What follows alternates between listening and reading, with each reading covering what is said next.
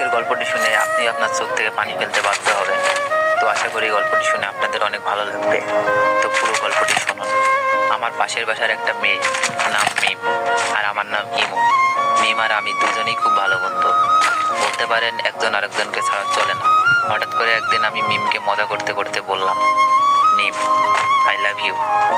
ও বলে, শোন ইমন, আমি তোকে ভালোবাসতে পারবো না, তুই শুধু আমার বন্ধু। এই কথা বলেই চলে গেল, আটকাতে পারলাম না। এভাবেই দিন যেতে লাগলো, কিন্তু মিম তো আমাকে ভালোবাসে না। কি যে করি। বলতে বলতে মিমের ফোন। ওই ইমন, কি করছো? তোর কথাই ভাবছিলাম মিম। চুপ থাক, খাইছস? না, তুই খাইছস মিম? হ্যাঁ খাইছি। তুই এখনই খেয়ে নে, আর মাঠে তাড়াতাড়ি আয়। আচ্ছা, বলেই লাফাইতে লাগলাম। মিমের মনে হয়তো আমার জন্য ভালোবাসা জাগছে। তাড়াতাড়ি খেয়ে গেলাম, গিয়েই বললাম, কিরে মিম, হঠাৎ জরুরি তলব?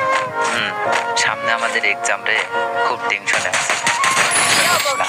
ফেল করলে তোর তো আমি বিয়া করবো, তারপর 2টা ক্রিকেট খেলার টিম বানাবো, তোর এক দল আমার এক দল। বলেই হাহা করে হাসি দিলাম, কিন্তু হাসি দেওয়ার পর ঘটল তা আমি করতে পারবো না। এমন ভাবে আমার গালে চড় মারলো যেন কাল দিয়ে ধোয়া বের হচ্ছে। চড়টা মেরেই মিম বলা শুরু করলো, তোকে বন্ধু করে জীবনে বড় ভুল করেছি, আজ থেকে আমাদের বন্ধুত্ব এখানেই শেষ। বলেই চলে গেল, আর আমার চোখ দিয়ে বৃষ্টির মতো পানি পড়ছে। কিছুই বুঝতে পারলাম না, খুব খারাপ লাগছে। শেষমেশ বন্ধুত্বটাও শেষ। কেমন জানি স্বপ্ন স্বপ্ন লাগছে, তাও কিছুই করার নেই। অশ্রু ভরা চোখ আর বুক ভরা কষ্ট নিয়ে বাসায় আসলাম।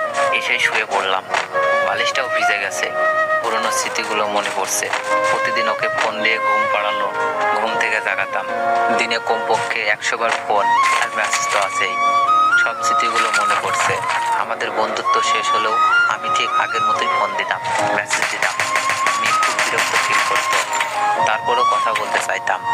হঠাৎ একদিন দেখলাম মিম পার্কে বসে এক ছেলের সাথে হেসে হেসে কথা বলছে, যেন কলিজাটা ছিঁড়ে যাচ্ছে।